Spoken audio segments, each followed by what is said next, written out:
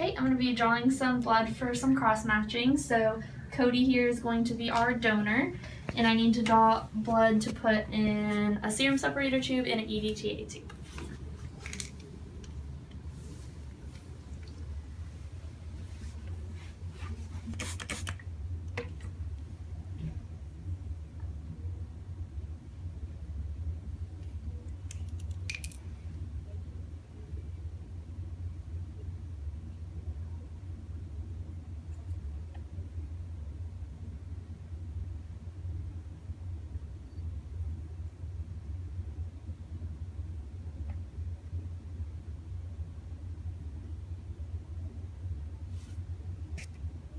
Okay, and now I'm gonna place it into my serum separator tube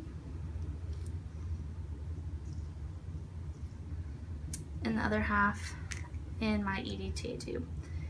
And then we'll let them sit and clot, and then we will spin them down in the centrifuge. Okay, now I'm going to draw blood for my recipient, which is Audrey here.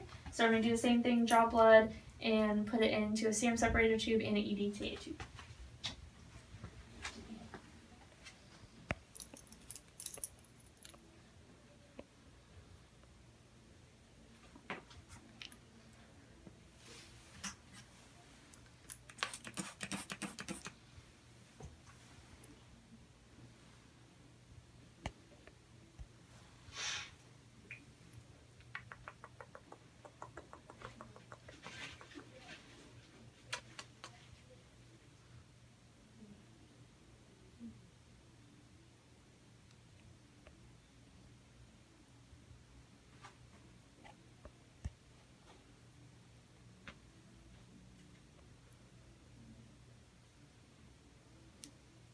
Okay.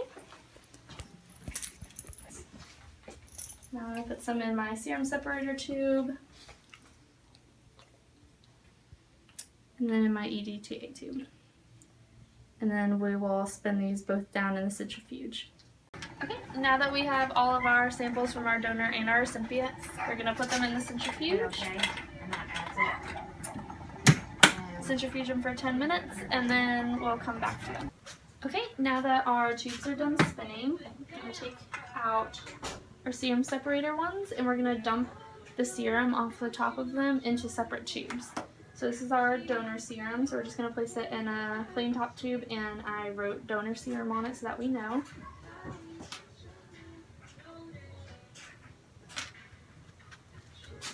We're just going to pour the serum off the top. Set that to the side. And then we're going to do the same thing with our recipient serum.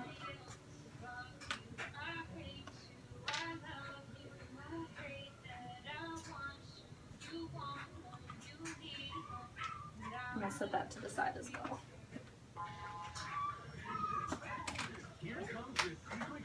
Now with our EDTA tubes, we need to get the solution off the top, or the plasma off the top as well.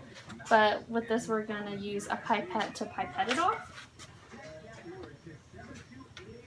So this is our donor serum EDTA tube. So we're going to just take off the serum off the top.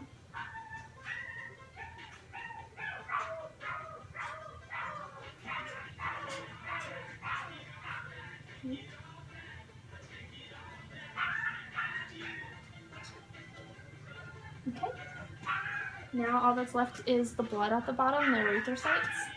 So in a separate tube, we're going to want to put 1 to 2 drops of our donor erythrocytes into this separate tube.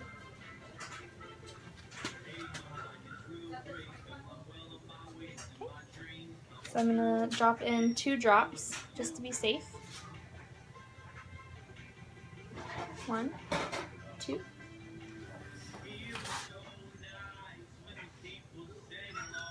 And then you want to fill the rest of the tube up with sodium chloride or saline, which I just pulled up from this bottle into a syringe to make it easier to put into the tube. So we'll fill this the rest of the way up with that.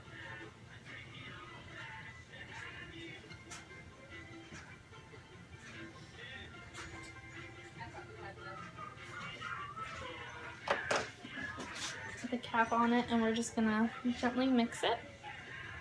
And it's gonna get centrifuged for 1 minute at 3,400 RPMs, and we're gonna label this donor. And then we're gonna do the same thing with the recipient. So, our recipient one.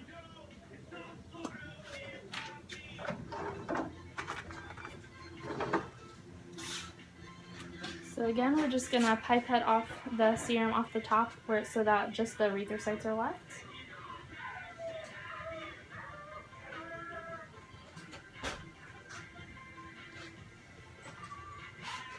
Okay, and now that we have that, we're gonna use another separate tube, and we're gonna pull up 1 to 2 drops of the erythrocyte and put it in the separate tube.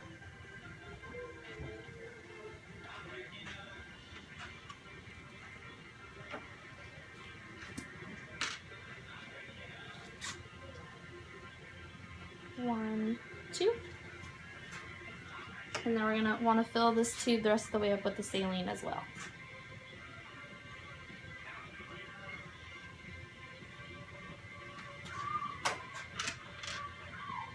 Put the cap on and gently mix it.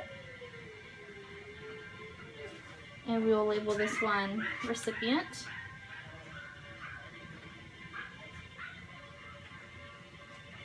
And we're going to put it in the centrifuge, and we're going to centrifuge them 3,400 RPMs for 1 minute.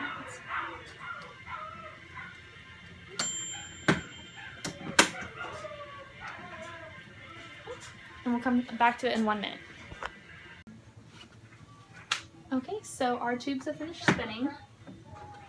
It has our erythrocytes at the bottom and the saline solution at the top, so we're going to want to pipette that off. And then we're going to repeat the same procedure twice. So we're going to re-add in solution and make sure that the erythrocytes are appropriately washed.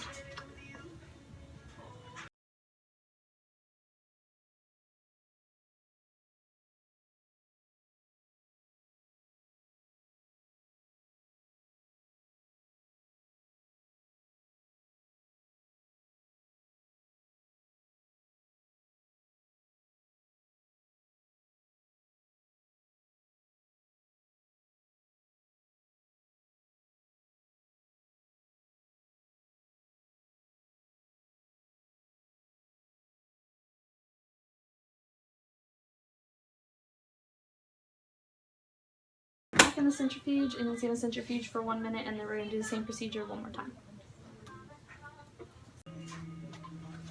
Okay, our tube's finished spinning for the second time. So we're going to take them out, and we're going to take off the supernatant again and just pipette it off. And then we're going to do the final wash, which is the same thing. Once we get off the supernatant, we're going to add the saline back in, and then we're going to centrifuge it one last time before we make our erythrocyte suspension.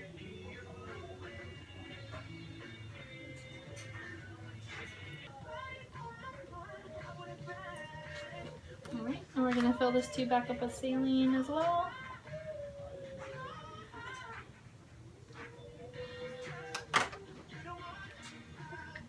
Mix it, and then we're going to centrifuge it again one last time for 1 minute. So we just finished our final wash. So we got our erythrocytes at the bottom and the supernatant at the top.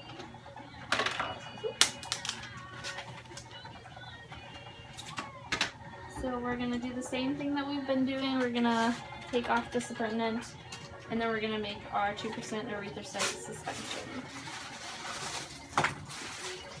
The 60 count is $43. Okay. Now to make our 2% erythrocyte suspension, we're going to open a new tube. And we're going to want to take 0.02 ml of our erythrocytes.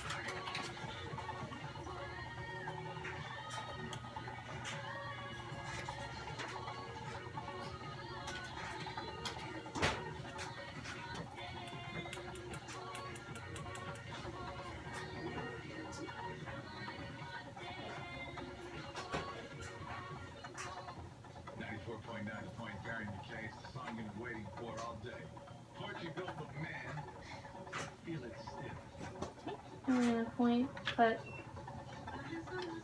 0.02 into another syringe, into another tube, and then we're going to mix it with 0.98 mLs of saline, which I have drawn up already into individual syringes.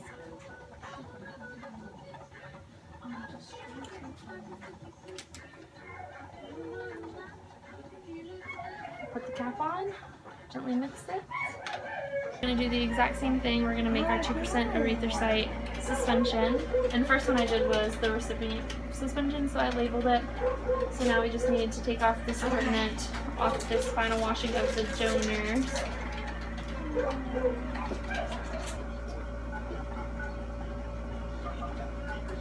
Do you have to work on Saturday, Christine? So now we're going to make our 2% erythrocyte suspension again, and it's going to be 0.02 of the erythrocytes and then the 0.98 of the saline suspension again.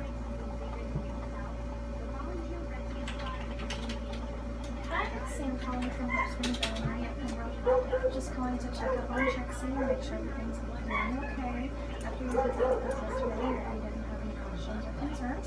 So we're gonna put back at 464-0168. we're gonna put the 0.2 of the erythrocytes in here.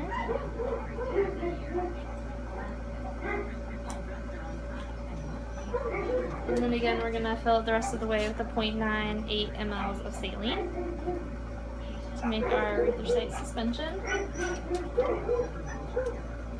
Gently mix it, and we're gonna label this as the donor erythrocyte suspension.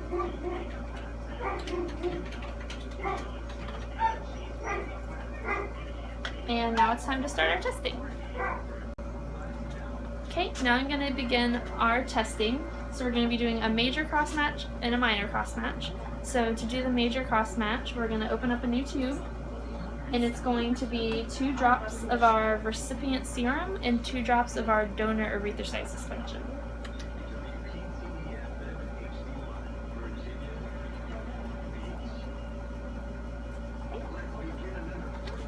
So we're going to place 2 drops. 1, 2. And that was of our recipient serum. And then our donor erythrocyte suspension.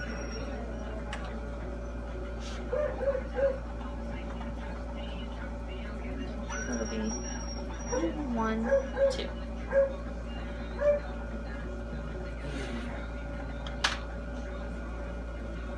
And mix. And we're going to label this as our major cross match.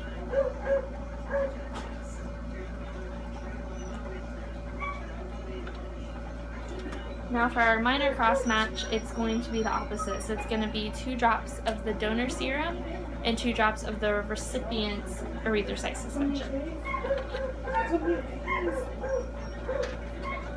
So we'll take, we're going to place 2 drops of our donor serum. 1, 2. And then we'll take 2 drops of our recipient erythrocyte suspension.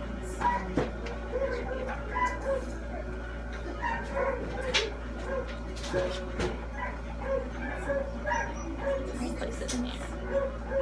1, 2.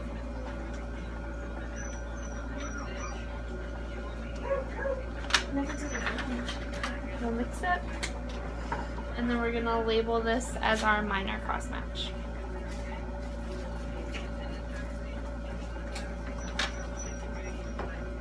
And to make sure our testing is accurate, we're also going to set up 2 controls.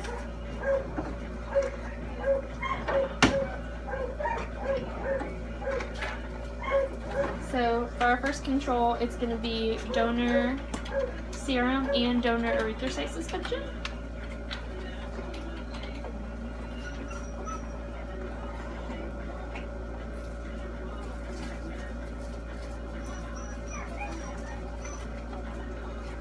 We'll do 2 drops of donor serum.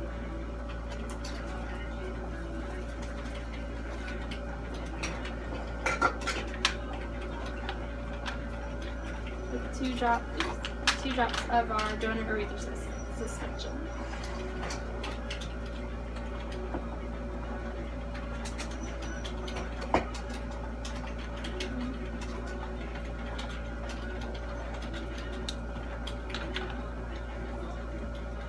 We'll mix it and we'll label this as our donor control.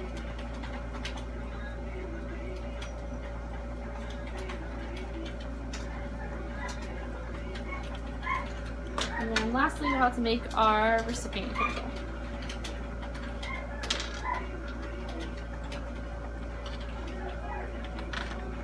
So it's going to be 2 drops of our recipient serum.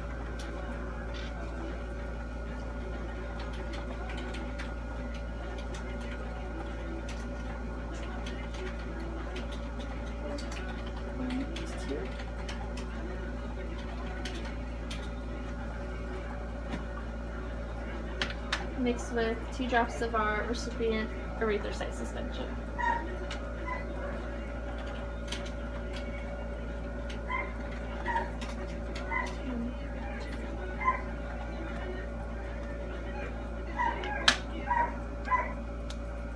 So we'll mix this and we'll label this as our recipient control.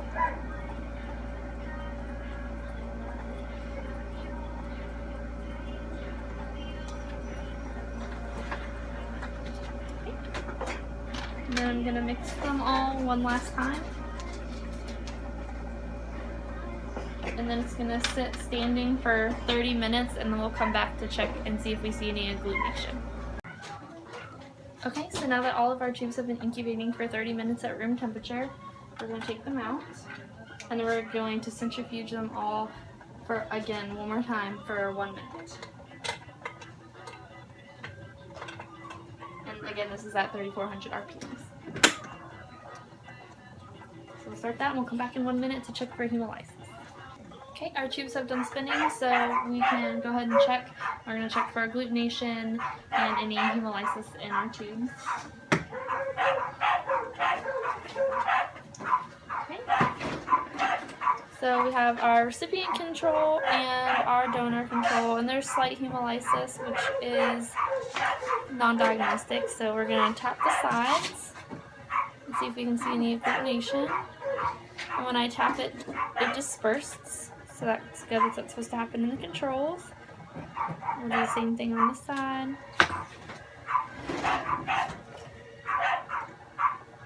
And it seems to be dispersing here too.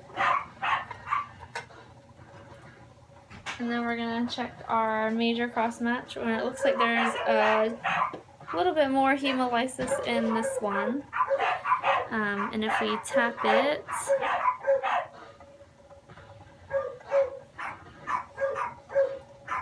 it is dispersing, so we'll have to check this one microscopically. And then in the minor, there's some slight hemolysis, and if we tap it,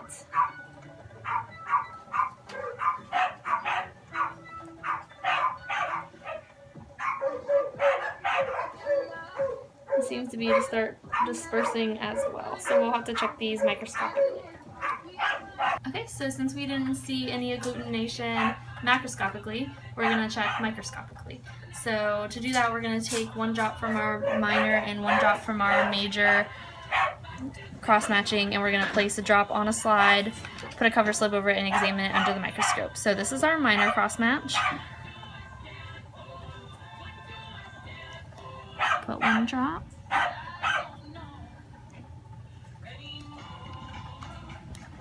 We'll label that minor. And then take 1 drop from our major cross match.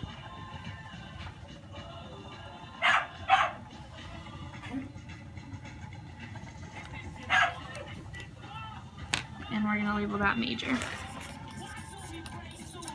And then we're going to take them over to the microscope and examine them under low power.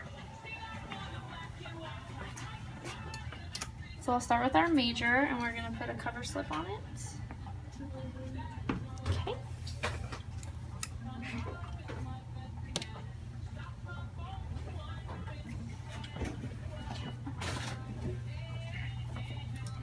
I'm just going to get it zoomed in properly. And we're going to move to the 10 power. And I'm just going to look around for any agglutination, and if there is some, that means that the donor is incompatible for our recipient.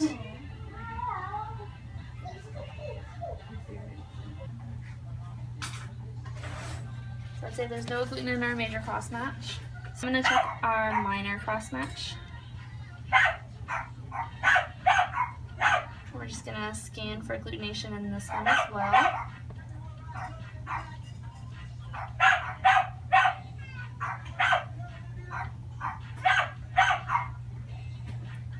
And I'm not seeing any agglutination in this one either.